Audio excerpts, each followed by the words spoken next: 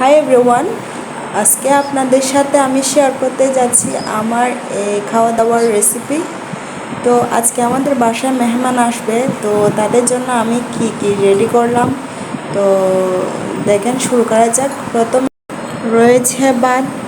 আমি বড় এক পাত্র সাদা ভাত রান্না করে নিলাম।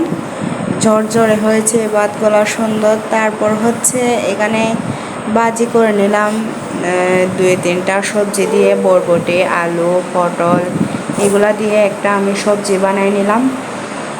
তো তারপর হচ্ছে এখন টমেটো চাটনি। মেহমানদের কিন্তু চাটনি দিলে ওরা কিন্তু বেশি খুশি হয়, টক টক চাটনি। তো তারপর হচ্ছে এখন মহিষের মাংস, এগুলা গরুর মাংস না, এগুলা হচ্ছে মহিষের মাংস। তো তার জন্য উপরে একটু একটু কালো কালো দেখা যাচ্ছে। মহিষের মাংস কিন্তু একটু কালো কালো টাইপের হয়। তো এই মাংসটা কিন্তু অনেক মজা হয়েছে, জাল জাল। তো তারপর হচ্ছে আমি বড় একটি পাত্রে ডাল রান্না করে নিলাম। তো এই রেসিপিগুলো আপনাদের সাথে আমি শেয়ার করব।